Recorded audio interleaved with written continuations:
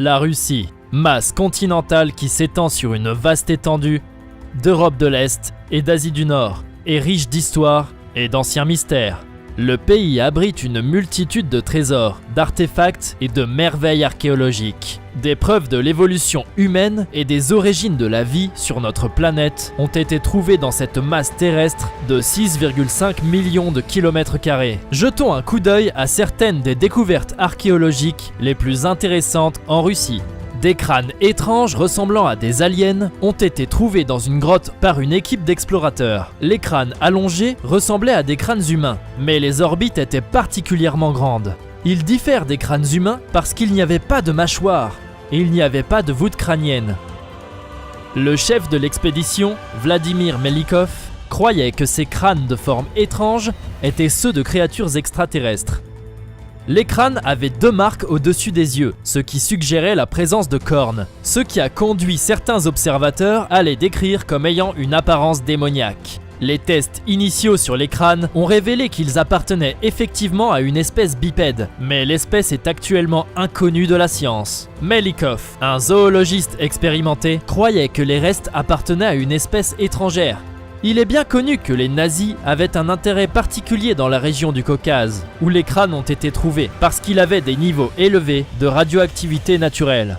Près de l'endroit où les crânes ont été trouvés, une mallette a également été découverte et était couverte d'insignes nazis. À l'intérieur, il y avait une carte très précise de la région. Melikov croit qu'il y a un lien fort entre la mallette et les crânes. Selon lui, des officiers nazis fouillaient la région afin de localiser les restes de la technologie extraterrestre ancienne. Les nazis auraient étudié les ovnis et tenté d'entrer en contact avec des extraterrestres pour obtenir une technologie avancée. Cependant, de nombreux scientifiques ne croient pas qu'il existe un lien entre les deux découvertes. Une théorie est que c'était une pratique culturelle courante de déformer délibérément des crânes à des fins esthétiques, en utilisant des bandages et des enveloppements. Un paléontologue russe a suggéré que les crânes pourraient simplement être des restes de moutons, ayant été déformés pendant de nombreuses années. Archaïm, un site mystérieux, est parfois appelé le Stonehenge russe. Mais il est en fait beaucoup plus vieux que Stonehenge. Une expédition archéologique en 1987 a découvert une ancienne colonie fortifiée dans l'Oural, qui remonte à des milliers d'années avant Jésus-Christ. La forteresse s'appelle Archaïm. Archa veut dire ciel et Im veut dire terre. Le site de peuplement semble avoir eu plusieurs buts. Il a servi de forteresse, d'habitation, de temple et de centre social. Archaïm était un village bien conçu, avec un système complexe de vie. Une zone de 61 000 m² était entourée d'un grand mur de défense circulaire et d'un fossé. À l'intérieur, il y avait 2 murs circulaires, avec des habitations rectangulaires entre eux et 3 rues radiales. Des gouttières traversaient les rues pour s'approvisionner en eau et pour les eaux usées. Une 60aine de logements étaient situés face à la rue principale du village. Chaque maison avait un foyer, un puits, une cave et un four pour allumer la poterie et sentait le bronze. Poterie, objets métalliques, ustensiles, tombes et restes rituels ont été retrouvés. Elle a été habitée pendant environ 200 ans avant d'être désertée. La conception d'Archaïm était sophistiquée et les astronomes l'ont comparée à Stonehenge pour ses similitudes en latitude, taille et son alignement avec des phénomènes astronomiques tels que les couchers de soleil, levées de soleil, équinoxes et solstices. 4 portes ont été positionnées aux points cardinaux, en alignement avec le lever et le coucher du soleil et de la lune, plus précis que Stonehenge. Qui a construit Archaïm et qui étaient ses habitants? Les chercheurs ont tenté de répondre à ces questions depuis sa découverte, sans réponse définitive. On croit qu'il était habité par une ancienne race indo-européenne, telle que la race aryenne. Pourquoi ont-ils déserté Archaïm? Cela reste un mystère. Il y a des preuves qu'un incendie a endommagé la ville, mais on ne sait pas si l'incendie a causé une évacuation. Des travaux actifs se poursuivent sur le site d'Archaïm, avec l'espoir que l'ancienne ville finira par révéler ses secrets. Des secrets subsistent encore autour d'un os de doigt découvert dans la grotte de Denisova en 2008. L'os du petit doigt n'est ni humain ni néandertalien, et sa découverte a remis en question la compréhension actuelle de l'évolution humaine et de la migration hors d'Afrique. L'os fossilisé du doigt montre qu'il s'agissait d'un os juvénile, qui peut provenir d'une espèce humaine éteinte, un hominidé mystérieux et ancien. La créature inconnue a été nommée X-Woman, même si le sexe n'est pas connu. Mais on suppose qu'il s'agit d'une femelle en raison de l'hérédité maternelle des mitochondries. On estime que X-Woman vivait il y a de 30 à 50 000 ans. Elle a peut-être partagé un ancêtre avec un humain ou un homme de Néandertal aussi loin qu'il y a 1 million d'années. Les mitochondries de X-Woman diffèrent de celles d'un humain par près de 400 lettres d'ADN. Elles diffèrent de Néandertal par environ la moitié de cela. Parce que sa relation génétique est plus proche de l'homme de Néandertal, il est possible que 3 formes différentes d'hominidés, Denisovien, Néandertal et les humains modernes, se croisent, puisque tous les 3 vivaient dans la région sibérienne où l'os a été découvert. Des scientifiques de la grotte de Denisova ont également déterré des bracelets et d'autres ornements. Ces objets ont traditionnellement été associés à des humains modernes, ce qui indique que X-Woman peut avoir effectivement interagi et avait été impliqué avec des humains modernes dans la région. Chris Stinger, un paléoanthropologue du Natural History Museum de Londres, théorise que plus d'hominidés qui ne sont ni humains ni néandertaliens sont susceptibles d'être découverts en Asie centrale et orientale. L'île de Bolchoï-Zaïatsky fait partie des îles Solovetsky, un archipel dans la mer Blanche, entre la Russie et la Finlande. Cette petite île, d'environ 1600 mètres de long, abrite 13 ou 14 mystérieux labyrinthes de pierre, dont on estime qu'ils ont environ 2500 ans. Les labyrinthes ont été construits à partir de blocs locaux, placés en rangée sur le sol, créant des spirales. Certains d'entre eux comportent 2 spirales placées l'une dans l'autre, et sont plus épais et plus larges que d'autres. Chaque labyrinthe a une seule entrée, qui sert également de sortie. Il varie en taille, de 6 mètres de diamètre à près de 25 mètres. Les archéologues n'ont pas été en mesure de déterminer pourquoi les labyrinthes ont été construits, ni par qui, ni dans quel but. Les théories vont dans le sens d'un usage mystique, et qu'ils auraient servi de portail entre notre monde et les enfers. Ils peuvent avoir été utilisés dans des rituels pour aider les âmes du défunt à voyager dans un autre monde. Une théorie plus terre à terre est que les labyrinthes ont été utilisés comme des pièges à poissons. Les labyrinthes ont tous été construits près de la côte, où les niveaux d'eau étaient beaucoup plus élevés au moment où on croit qu'ils ont été construits. Les poissons auraient nagé par l'entrée et seraient restés piégés à l'intérieur, ce qui aurait permis aux pêcheurs de récupérer facilement leur prise. Une autre théorie suggère que les lignes des labyrinthes étaient des reflets des orbites du Soleil et de la Lune. En 2015, un groupe d'enquêteurs sur les ovnis a entrepris de creuser un site dans la région de Volgograd, car la région était notoire pour de multiples occurrences de phénomènes mystiques. Là, l'équipe a trouvé plus d'une douzaine de grands disques de pierre, qui étaient inexplicables. Les disques contenaient du tungstène, un métal de haute densité qui se trouve dans la nature. Le tungstène a été utilisé à des fins militaires, en raison de sa résilience et sa résistance à l'impact. Les amateurs d'ovnis ont supposé que les disques de pierre étaient des vaisseaux spatiaux extraterrestres ou des drones qui s'étaient écrasés sur Terre. Les disques Volgograd mesurent environ 1,2 m de diamètre et sont estimés à 1 million d'années. Ils ont été trouvés à environ 40 mètres sous terre. Beaucoup de théories existent sur les origines des disques de pierre, y compris qu'ils se sont écrasés sur Terre depuis Mars. Mais d'autres théories sont qu'ils sont simplement le résultat de roches ordinaires érodées au fil du temps. Des centaines de monuments mégalithiques connus sous le nom de dolmens ont été découverts dans les montagnes du Caucase. Pas moins de 3000 de ces structures étranges ont été trouvées dans le monde jusqu'à maintenant.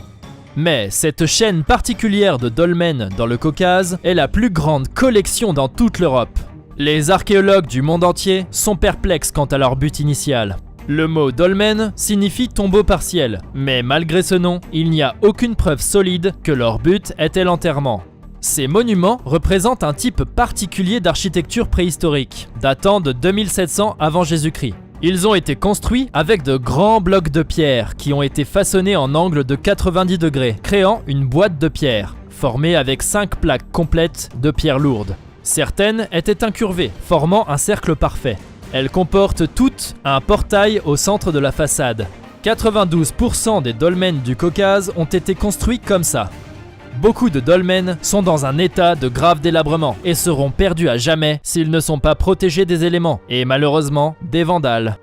La peste bubonique avait exterminé des millions de personnes en Europe au XIVe siècle. Connue sous le nom de mort noire, a touché jusqu'à 200 millions de personnes, 60% des Européens. Malgré l'impact significatif que la peste a eu sur l'histoire des êtres humains, il y a encore beaucoup de mystères autour de ses origines exactes et sa transmission généralisée à la fin du Moyen-Âge en Europe. Récemment, en 2018, 2 squelettes ont été découverts dans une double tombe située dans la région de Samara, dans le sud-ouest de la Russie. Les restes humains remontent à 3800 ans et l'examen de leur ADN montre que les deux ont été infectés par le même type de bactérie que la peste bubonique. Cette découverte indique que cette souche mortelle de bactéries existait depuis bien plus longtemps qu'on ne le croyait à l'origine, 1000 ans plus tôt.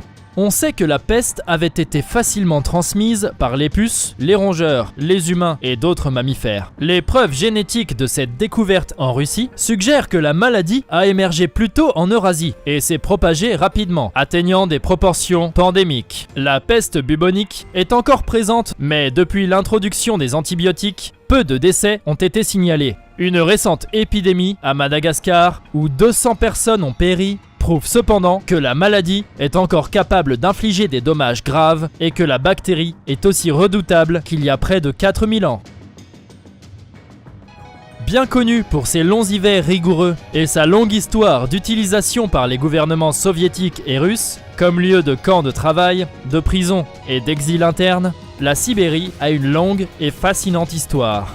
Avec des températures tombant à moins 25 degrés Celsius chaque janvier, les couvertures de neige qui s'étendent sur ces 8 millions de mètres carrés détiennent de nombreux secrets fous qui ont été perdus dans la glace pour toujours. Pourtant, certains de ces secrets incroyables ont été découverts, sortis de leur prison aquatique pour intriguer ceux qui les ont trouvés. En juin 2019, la tête décapitée d'un énorme loup de 40 000 ans qui avait été gelé a finalement été déterré grâce à l'événement apocalyptique lent qu'est le changement climatique.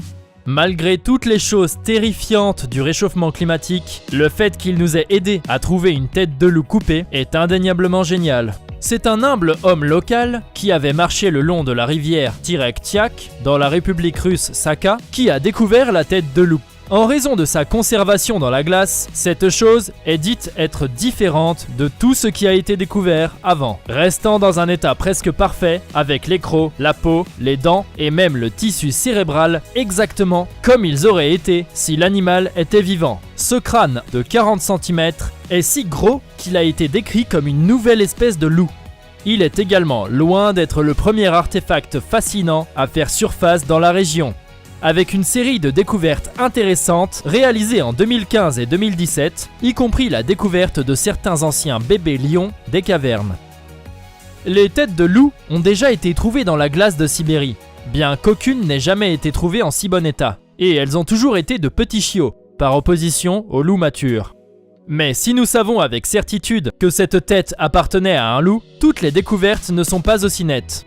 Par exemple, en 2016, des mineurs de diamants ont trouvé les restes momifiés d'une créature, dont l'identité continue de dérouter les experts des années plus tard. Découvert dans les sables d'Oudachny, 1850 km de la capitale régionale Yakoutsk, le consensus entre les mineurs eux-mêmes est que le fossile est probablement une espèce de dinosaure jusqu'alors inconnue, bien que les scientifiques restent peu convaincus par cette théorie. L'hypothèse la plus rationnelle est que ce sont les restes endommagés d'un carcajou gelé. Par là, nous parlons du carnivore musclé et trapu qui ressemble à un petit ours, et non du super-héros en colère, car ils vivent en Sibérie. La bête terrifiante est presque parfaitement préservée avec ses griffes et ses crocs complètement intacts, ressemblant exactement à ce qu'ils auraient été quand ce petit monstre était encore vivant, mais en plus froid. Les restes momifiés ont été rapidement emmenés pour être examinés dans l'espoir de résoudre le cas et enfin dire exactement ce que cette chose est. Mais s'ils ont réussi, ils ont gardé la réponse pour eux-mêmes. Mais toutes les découvertes venant de Sibérie n'ont pas été des restes d'animaux. Près de la ville d'Ekaterinbourg, des prospecteurs d'or ont trouvé quelque chose loin de leur zone d'activité lors du creusement d'une tourbière en 1894. Enterré dans la boue était un morceau de bois de 5 mètres de long qui avait été délicatement sculpté dans une statue intrigante.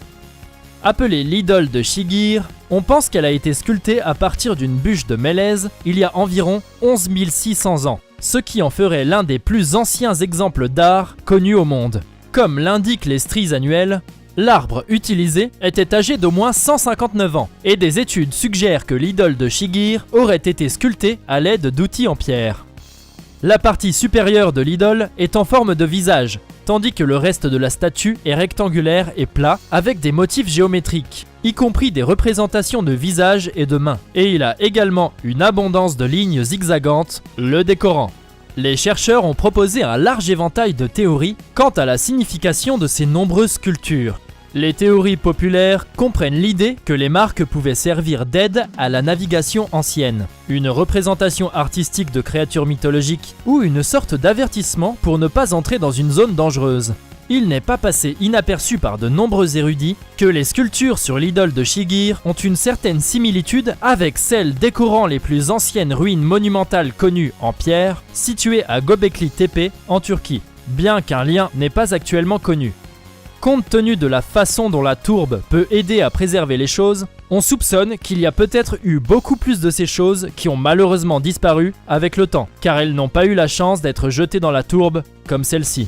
L'idole de Shigir peut bien avoir été un parmi d'autres, chacun ayant une fonction extrêmement importante. Ou il n'est peut-être rien d'autre qu'une œuvre d'art jetable, sculptée par un humain antique ennuyé, un dimanche après-midi somnolent. Mais quoi qu'il en soit, il se trouve maintenant dans un musée et est considéré comme l'un des plus importants artefacts jamais trouvés.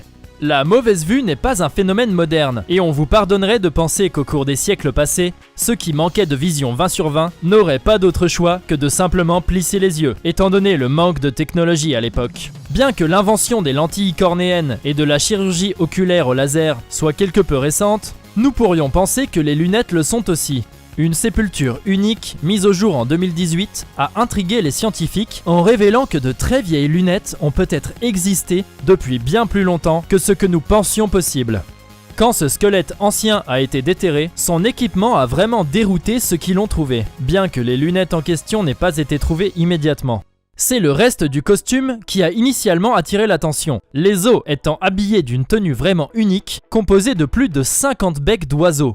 L'homme aurait été un chaman de la culture Odinov, qui a dominé la région dans l'ouest de la Sibérie tout au long des 18 à 16e siècles avant Jésus-Christ. Après la découverte, les archéologues ont creusé autour de la zone environnante et trouvé une seconde tombe entièrement dédiée à ce qu'ils ont perçu comme la possession prisée du chaman. Ses lunettes. Cette paire de lunettes rudimentaires, vieille de 5000 ans, était faite de bronze et était composée de 2 hémisphères et d'un pont, avec des études plus poussées trouvant des traces de matière organique à l'intérieur des hémisphères, ce qui rend clair que l'objet était définitivement porté sur les yeux.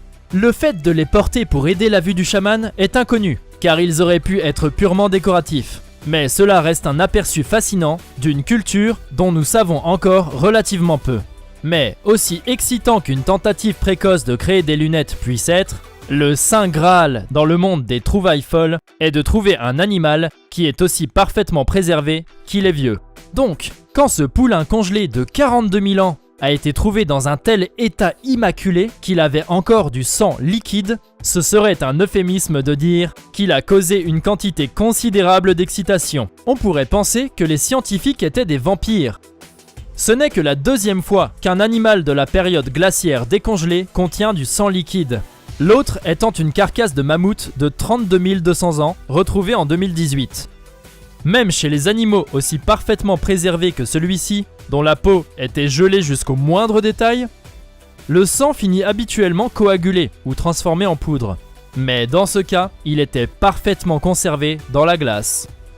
L'animal a depuis été surnommé le cheval de Léna, aucun rapport avec le créateur de Girls, et a été trouvé dans le cratère de Batagaïka en Sibérie orientale. Les scientifiques ont tenté à plusieurs reprises de faire pousser des cellules à partir des tissus du poulain dans le cadre d'une grande mission visant à cloner un animal de l'âge de glace. Mais tous ont échoué. Le problème est que, bien que la préservation du sang soit unique, elle n'aide pas exactement les objectifs du clonage, car les cellules sanguines n'ont pas de noyau avec l'ADN.